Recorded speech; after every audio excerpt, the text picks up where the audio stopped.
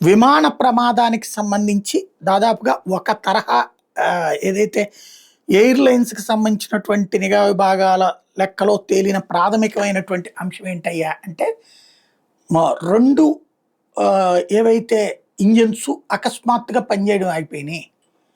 యాక్చువల్‌గా ఇంజిన్స్ పని అనేటటువంటిది కింద గ్రౌండ్‌లో ఉన్నప్పుడు అవి ఆన్ కాకపోతే ముందుకే ఎళ్ళలేదు. అంటే ఇంజిన్స్ ఆన్ అయినాయి. ఈవెన్ ఫ్లైలో కూడా ఒక ఇంజిన్ పని చేయకపోయినా రెండో ఇంజిన్ పనిచేస్తది. రెండో ఒక్క ఇంజిన్‌తోనే మనం గమ్యస్థానానికి కూడా చేరుకోవచ్చు. యాజ్ ఫర్ ఫ్లైట్ సిస్టమ్స్ ప్రకారం చూస్తే.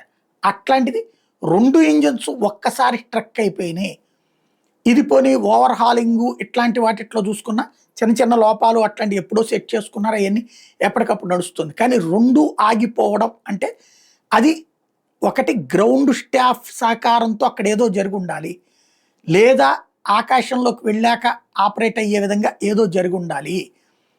అందుకని ఆ దిశగా ఇప్పుడు ఆ సంబంధిత ఉద్యోగులని విచారించడంతో పాటుగా దీంట్లో కుట్ర కోణం కూడా తీసి పారేయలేం.